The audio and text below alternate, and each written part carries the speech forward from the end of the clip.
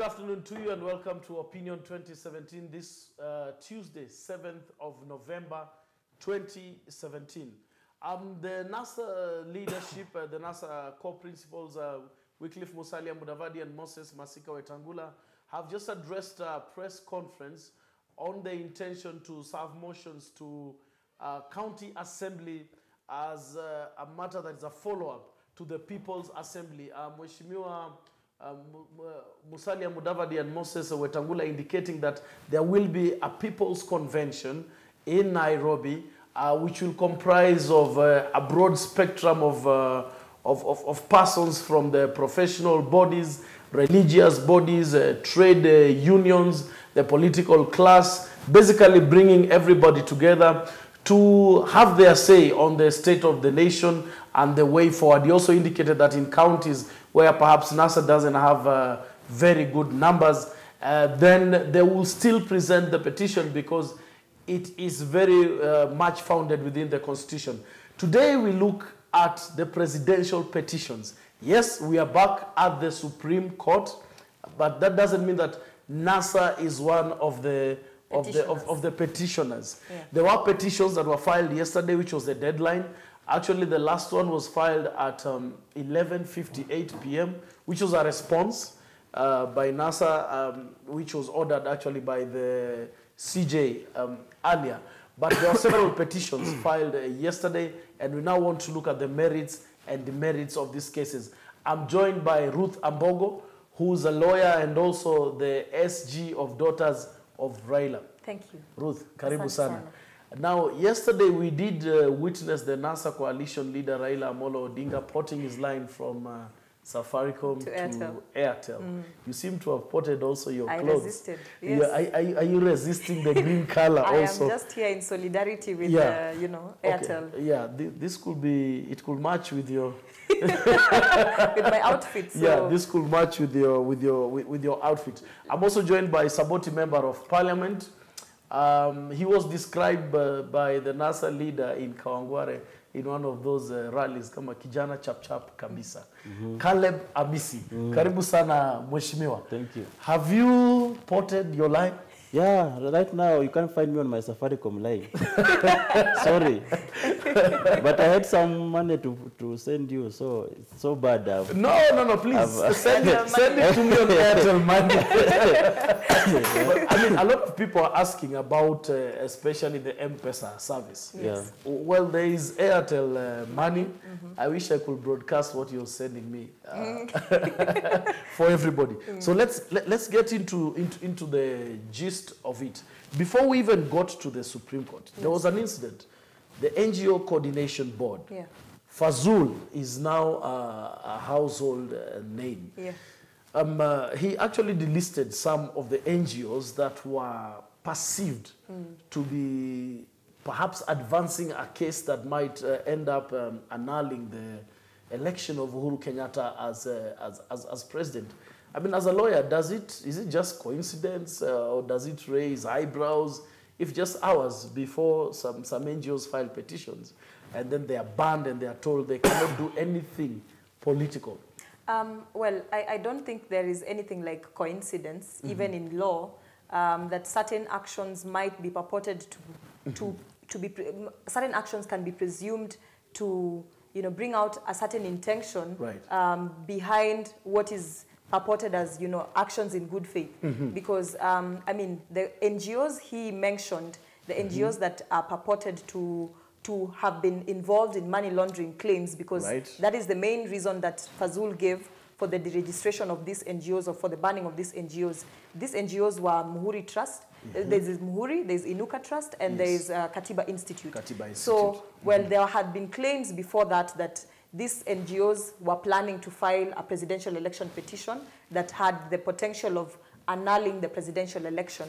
So for me, there isn't any coincidence really, because we have seen Fazul in action in the past. We have seen him try to ban AfriCog in the past and the Kenya Human Rights Commission in the past. And this was also just after the August 8th elections, when we were waiting to see whether a petition would be brought before the Supreme Court of Kenya. And I think back then he had information that, this these NGOs were probably going to be involved in either filing a petition before the Supreme Court, and therefore he acted to ban them prior to the filing of any of these of any petition that would have probably emanated from those organizations. So for me, it is pure witch hunt. It is pure political strategy, and we have seen government entities and we've seen cabinet secretaries also acting in a manner consistent to Fazul's actions yesterday. And you see, what is more interesting is the fact that he is the CEO of the NGO Coordination Board, and he recently registered Mafisi Sacco Foundation. No, I mean, hold on to that thought. Did you say Mafisi Sacco? Yes. Okay, fine. I'm getting back to you Yes. on the Mafisi Sacco. From Germany, Resist, Magden Gasinete, and Jessica Wachenje, Tibim. Janet, you're saying you're following. Mheshimiwa, before we get back to the Mafisi Sacco registration and what it might be of use to society, the idea of process. I mean, I thought even if as NGO Coordination Board had issues with a certain NGO, aren't there processes? You write to me, I write back, or you call me. Do you delist me now? You judge me now, execute my judgment now? I mean, what happened to processes? Yeah, your thinking is right, just like any other Kenyan thinking, that we may question the timing of, this chair of NGO.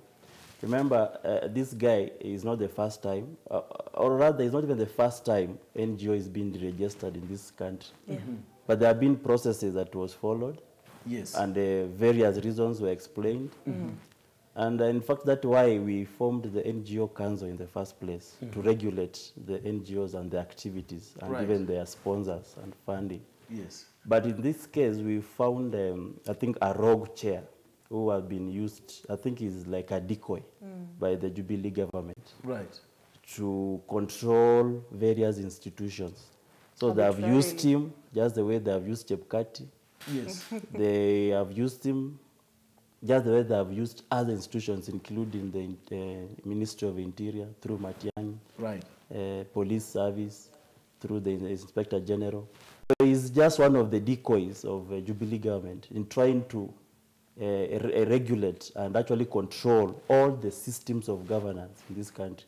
So if you look at the timing, you remember he actually did when we went to court last time.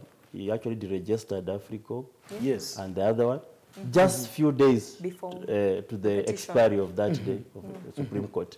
Now he has done it again, and targeting NGOs that have already shown interest. You know, why target the ones that have shown interest? And remember, why this time? Because these are NGOs that have been operating and doing other activities. Yes. With or without this political climate. So why this particular time, and why the NGOs, particular NGOs that have gone to court? So we leave it there. It's a decoy, and we just leave it them as a decoy. Wow. Okay, Prince Munindi, getting you loud. At least I see a bright future in our nation with the brains in NASA coalition. Somebody's appreciating that you're very brainy, both of you. I have a headache. I don't know. Davis, mnasema kwamba NASA we're in the right track, wametumiza sana hawa Safaricom, but in all, God is there for us. Now, back to you.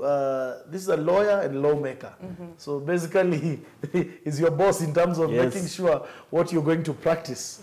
Mafisi Sacco. Yes. Then we are going to go into the core of the matter today. I mean, Mafisi Sacco, my understanding, the notion, when you say Mafisi, what comes into mind? I mean, what government will license, will give a go-ahead to Mafisi Sacco? What were they supposed to do? Apparently, and this is very contradictory to what everybody knows Mafisi Sacco to mean. Yes. They purport that they will be fighting the spread of HIV and AIDS in this country. Oh, really? And over and above being registered, Fazul actually offered and told them that he would assist them in getting, in getting funding for their programs. And the most interesting part is also the fact that they got their certificate in less than 48 hours of meeting Fazul. And we all know the kind of pressure and the kind of frustration that citizens are going through to register their NGOs, and yet we have somebody simply meeting Fazul and arbitrarily, and that's where the question of processes and this whole NGO coordination board, whoever runs it, whether they are even qualified to run this board, comes to question. Remember that when they raided, and back then in the August 8th, right after the announcement of the presidential results, the few days leading up to the filing of the presidential petition, when they launched a witch hunt against the Kenya Human Rights Commission, as well as AFRICOG. They actually instituted an arbitrary raid on the offices of these two NGOs and these organizations. And remember, even yesterday when they were giving out the list of these three organizations, they said in their list that these organizations are affiliated to Kura Yangu Sauti Yangu, which we all know is under the Kenya Human Rights Commission. So they are indirectly going after the Kenya Human Rights Commission. And the chairman of the Kenya Human Rights Commission, who is also in charge of the Kura Yangu Sauti Yangu, which has been an election observer group, came out clearly and said that, the most unfortunate part about this deregistration is the fact that he does not even call them, or rather give them an official communication. So even they themselves found out that these organizations were to be banned through media. So when the media is coming to interview them, that's when they're finding out, oh, okay, so communication has been given out there that we need to be registered. So questions as to the people who hold or who run this NGO coordination board, are they even qualified? Because remember when the raid was instituted back on after the August 8th results, questions of the validity of Fazul. Well, I hear there was a fake court order. Forget about even the fake court order. Questions as to whether Fazul actually holds legitimate academic papers from his university have always come out in the media. And the university has at some point said he never graduated from school because they say he was fired. I mean, sorry, he was expelled from school, and he never graduated from Egerton University. I think that's a debate for there appears to be too many people around. Apollo Mboya actually went to court and brought up that question, if I'm not wrong, back then in August. He brought up the question, so yeah. Well, Mheshimiwa, lastly, as we close this Mafisi Sacco thing, I don't know if somebody will meet Mafisi Sacco officials, register them, I don't know, maybe he's a member. Is it something perhaps you people as legislators will pick and just probe Fazul and his team? These are very serious allegations, including his academic papers. Yeah, of course, because one, I don't know this Mafisi thing. You're not one of them. Yes, I have to denounce. Can you consent to you? Yeah, I've seen it in social media. Yes. But I don't know exactly what they do. What is it an organization? What is the membership? Is there a membership fee? And what do they do? Which is this activity? What is the record of their and probably the person who registered, who is Fazul, may be a member. You never know. That's why he has registered his team. But all in all, I think we can't just be a nation that registered any other organizations that come in without understanding the activities. Yeah, even as we try to regulate the NGO world, we need to also regulate with some parameters. What are we considering to register an NGO? Because there are so many NGOs here masquerading, doing things that are even now supposed to be done, and pretending to be also doing social economic activities as they do otherwise. And the others are also being used to enrich people, individuals, to get money from the donors, and they don't do activity on the ground. So I think the basic argument should be, what do we consider as an NGO, and can we set some parameters of guidance that are very clear. Yes, very clear, so that we know from the word go, we shouldn't deregister an NGO in the first place, because it must have gone past the test of being an NGO. So this idea of deregistering should not be there in the first place. Right. Because by the fact that you've been operating, you must have been registered. So what was the consideration of registering you? And what have you done for you to be deregistered? Because deregistration must be, maybe you've gone against the rules and the regulations of the NGO. So all in all, it's only that we've boycotted sessions, but that could have been our first discussion in Parliament on how to whip such kind of organizations that we Very don't well. understand. Very well. Before we get into the next agenda, fighting impunity is our norm now. Kenya rising from chains, making history. Makothi. Edward Wahinye watching with bated breath to hear about Mafisi Sacco. You're not alone. Me too.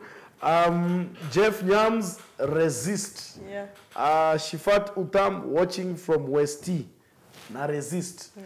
Very well. But I think before we move to the next item, I think I should also just bring it out in the sense that this, witch hunt against civil society organizations is, in the long run, intended to fight the democracy we have in this country, because we all know the critical role that civil society organizations play in upholding the democracy of this country. They, over and above, their activities on the ground, over and above the activities, they act as a check and a balance to government most of the times. And when we begin to start fighting these organizations and arbitrarily deregistering them, we are going back to the Moi era of the 80s, when all organizations that were meant to fight for the human rights of Kenyans were being, deregistered, and their leaders being arrested, and being detained, and a lot of them undergoing torture. Chambers, so we really need to, this is a very critical issue that we need to observe. A society without civil society organizations is a society that is meant to, is a society whose human rights framework is clearly under threat. Yeah. Very well, very well. Now, presidential... so before you cross there, as a member of resistance, the general in the resistance movement, can you join me in resisting that Mafisi Sacco? So when I say Mafisi, you say resist. Mafisi, resist.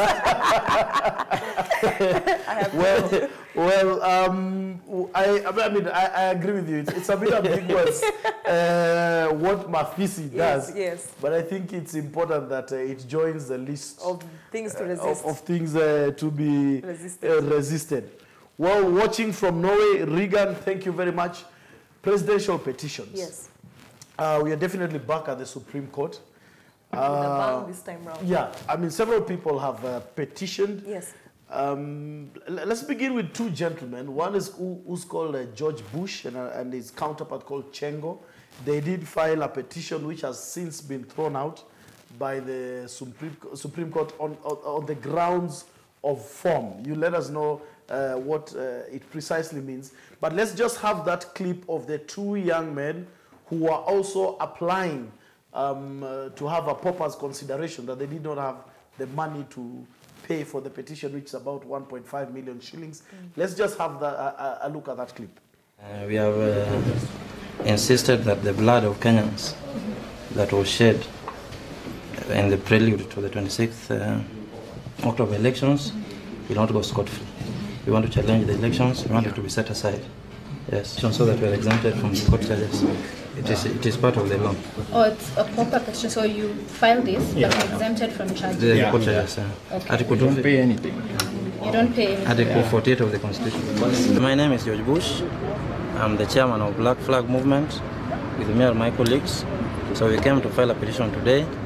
At least, by good luck, we have managed to catch up with time.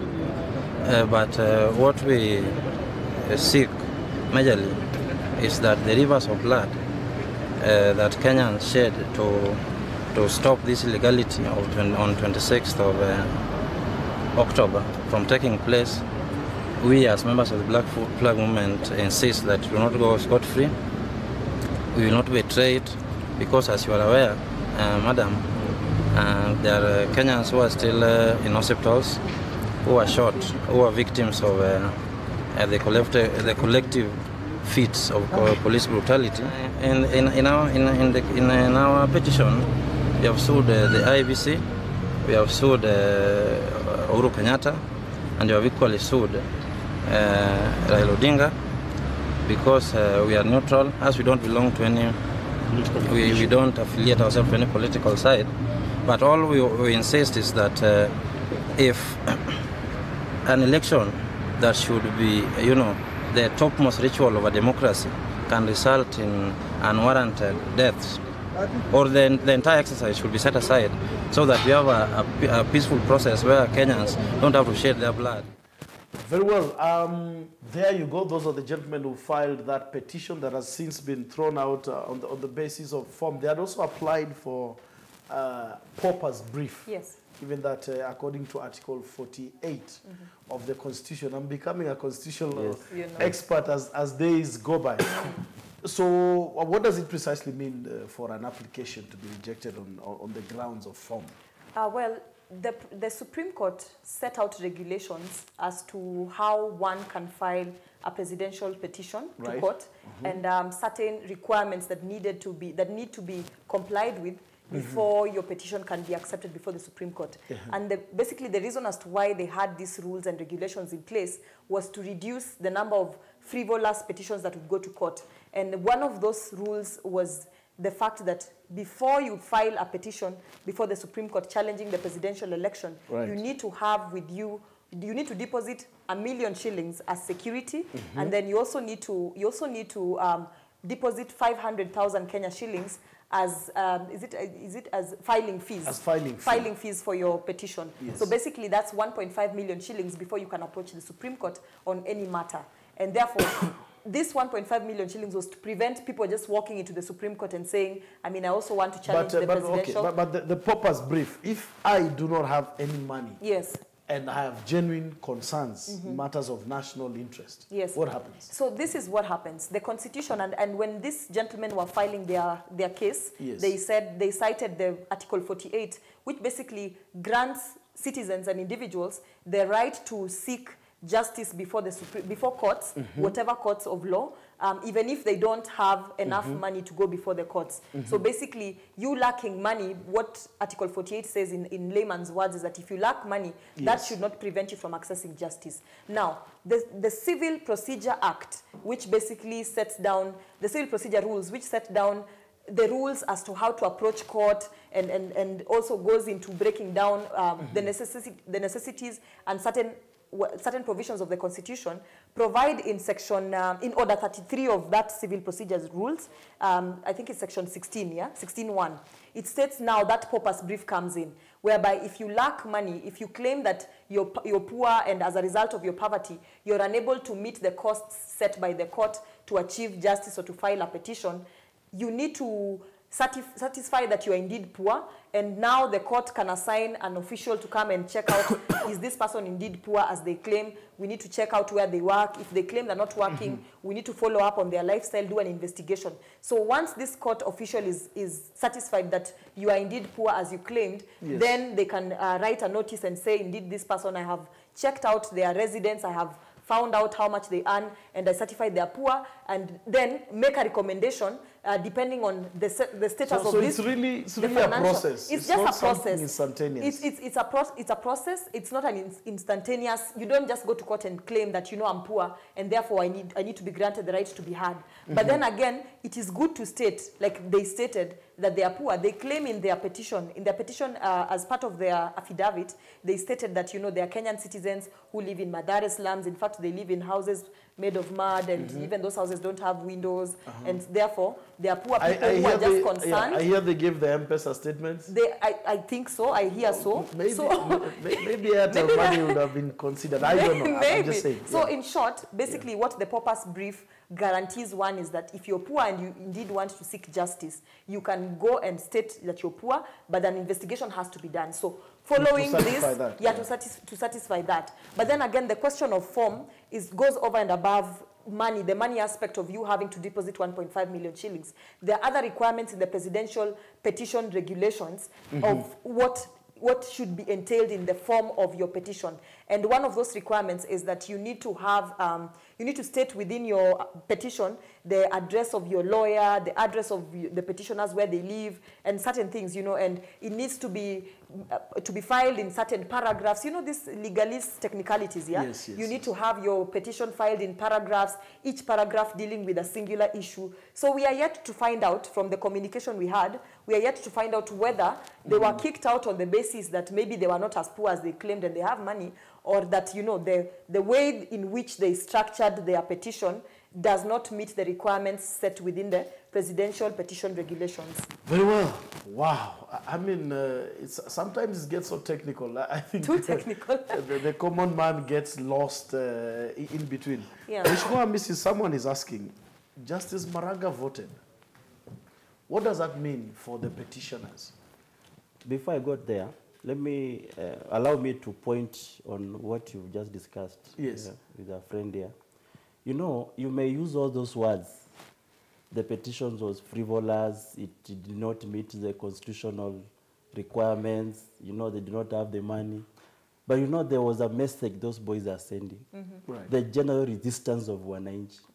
Until somebody is ready, whether he has money, whether he is a lawyer, whether he's able to argue his case, he wants to go to that court and tell the judge that this is not an election. This election... So that is a general resistance from the common Wananchi. That's the message. You're they right. they may have disqualified their petition, but they have passed a very strong message. Yeah. Kwamba as the Kenyan Citizens. people, irrespective of our status in the society, we are resisting. And I'll go up to this level to show my resistance. So you can see, and it is something that has never happened. Even the nullification of the election for the first time in Africa. Yes. Now we are getting also these poppers. People it is something. In fact, these are some of the terms I'm hearing from the I didn't know. I heard it for the first time. Yeah, people are actually hearing those terms for the first time. Yeah. We didn't know it exists even in our law. So you can see the level which the citizens are ready to go to resist this kind of precedents you've been imposed on. So going to Maraga's case, I think Maraga wanted to play safe, because there was a general feelings from the Jubilee side that Maraga is called NASA, is pro-NASA, is a NASA stooge there, is all, you know, all the judges who ruled in favor of NASA case, they're all pro-NASA. So Maraga wanted to play the neutral. And remember, he is the one who gave the ruling. Yes. So and remember also, he voted on 8th of August. On 8th of August. So by him voting does not mean he legitimizes the process. Okay. He's just doing his constitutional right of going to the ballot and voting. Whatever happens there, you'll face me in court. Right. Yeah. So it does not legitimize the process. He was asked, today is a voting day. As a citizen, as a voter, I'll go to the ballot and vote. Whom he voted, it's none of our business. But that's not in any way to signal that Maraga now he has voted. He voted for Jubilee. He voted, and remember even Raila's name was there. The Maybe he voted for Raila. Yeah. That one vote that he I don't know. I'm very sure he's a very conscious man. He must have voted for Raila. Are you saying Maraga cannot vote for Uhuru? He cannot. Maraga is so saint. He's a saint. You know, he can't mix himself with such blood. I'm very sure. If Maraga is a saint, and cannot vote he can't mix and he's voting for Raila. Are you suggesting Raila is a saint? He's close. They're fighting on who is above the other. But I think, just before we depart from that issue, I think the other reason could also be that he wants to engage with what the process looked like. Okay. Because in anticipation of the fact that a case could come before the court, and he needs to ask the critical questions as a voter. Remember that the system of voting kind of changed, in the sense that the Kim's kit were not now, being used to relay the results anymore, and they were depending on, there was a change in how the Kim's kits were configured. Reconfiguration, and so perhaps he just wanted to run. So he wanted to go through the process, because remember, he is the one who said an election is not just an event, but a process. So that in case a petition comes before him, he can ask the right questions. Okay, let's go into the two other petitions. The petition by Harun Mwau. Yes. What are his prayers? Harun Mwau has two main prayers. One of them prayers being that IBC conducted this election in violation of the law from the word go. So he says the election was a sham election, was based on an illegality from the word go. And he claims that at the time when Uhuru and Raila had been announced as the presidential candidates, the law that needed to apply was the 2013 Supreme Court hearing of the Raila Odinga petition, which required that if a candidate withdraws from an election, then there needed to be fresh nominations. So then he then claims that that them conducting this election minus nominations was an illegality. In his petition, he's saying IEBC should have conducted fresh nominations, and these fresh nominations meant that the candidates who would then, the candidates needed to be given, nomination papers by IEBC. A whole fresh exercise, which was not done. So according to him, failure to do that was an illegality, and therefore these elections from the word go are void and null, and null and void. And then there's the other claim that Haron Mau is putting before this court is that the election was not free and fair. So his basis for fairness was the fact that the candidates were not given a level playing field. Article 81 of the Constitution talks about the election being free and fair in the sense that all candidates, in short, what this article espouses was that all candidates should be given a level playing field. So as at the time the first gazettement was done, there was only Raila and Uhuru on the ballot. And these two candidates had been given 40 days of campaign. Unlike the other candidates who were added after the passing of the Ekuru Court case, whereby now they had only 13 days to campaign. So he says that was not fair. So everybody didn't have a chance to yes, to campaign so everybody at the same needed level. to have a chance to campaign at the same level. Wow, Mheshimiwa, fresh elections. Do you agree that is what ought to have happened? Yes. Fresh elections in regard to what happened? Yes. That exactly the ruling of the Supreme Court was that we've nullified this election. The Supreme Court did not send us for a rerun of an election. The Supreme Court cannot even order a rerun of an election. A rerun is ordered by the IBC, not a Supreme Court. A Supreme Court can nullify or announce another winner, maybe by looking at everything and counting ballot and finding out the right winner. But you cannot even call for a runoff. So basically what the Supreme Court intended is for the IBC to conduct a fresh elections. And a fresh election starts from the nomination exercise, from where we began. Only that, that one should be done within 60 days. He only gave a timeline in which all that processes. Of course, before August, we took almost more than a year planning all this. And in fact, just within about 3 months or so, that we were able to do nominations and then finally the general election. So the Supreme Court was very clear on our fresh elections.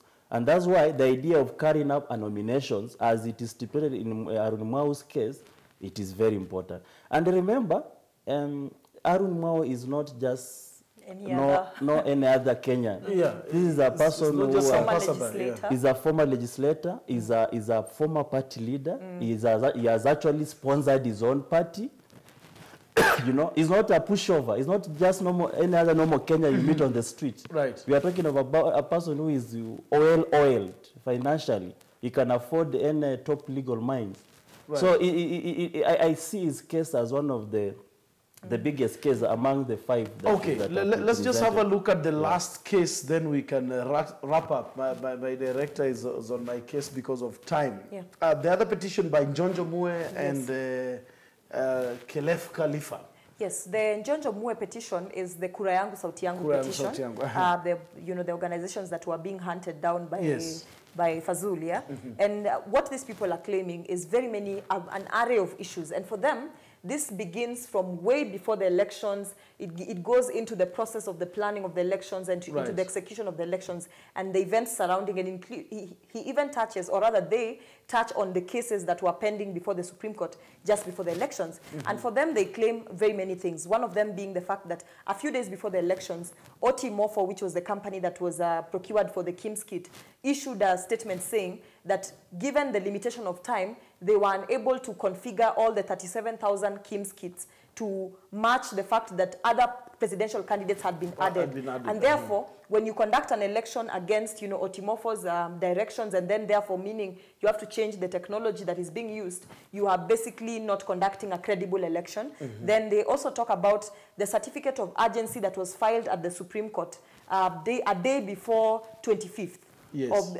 Basically 2 days before the elections, that was seeking to ask the court to order that the elections be stopped because apparently the environment and the situation of the country at that particular time was not conducive for us to hold an election. So according to them, they say that holding these, elections, and the fact that, they also mentioned the fact that the Supreme Court lacked quorum, and they, talked about how Justice Mwilu was unable to attend because her bodyguard was, shot. And the mere fact that petition was not heard, the petition by the 3 Kenyans was not heard to stop the election, was a denial of justice. And you see, the election is meant to be free, fair, and credible, meaning the aspect of free, whereby individuals came before the court and said, we don't want this election because of the state. And they were never heard. And they were never heard. And they go ahead and talk about how these claims that were made in this petition that was never heard because of lack of quorum, some of those claims actually became a reality in the sense that the staff members of IBC were sent out to elections, regardless of the fact that there was a lot of chaos and many of them faced the environment violence. was not very conducive. They also list that the nullification, or rather the stopping of elections in the 27 constituencies, that IBC had initially given an order saying that they would, they would conduct fresh elections in these 25 constituencies, and then just arbitrarily decided not to hold, these elections, was one of the grounds this petition has. It's a very heavy petition. Okay. It covers very many aspects, even including the fact that Cabinet Secretary Matiang'i issued a public holiday to basically deny the access to justice by very many people who are before the court seeking to stop the election. I hear you. I'm really pressed for time. Mheshimiwa, as we wrap up, and just as you use this also to make perhaps your final remarks, there's also another petition that before an application before the JSC, that the Supreme Court as constituted is perhaps not technically endowed to hear the petition. The allegations that the sitting of the appeal court that overturned the ruling by High Court that the ROs were not properly hired by IEBC, actually the appeal court never sat.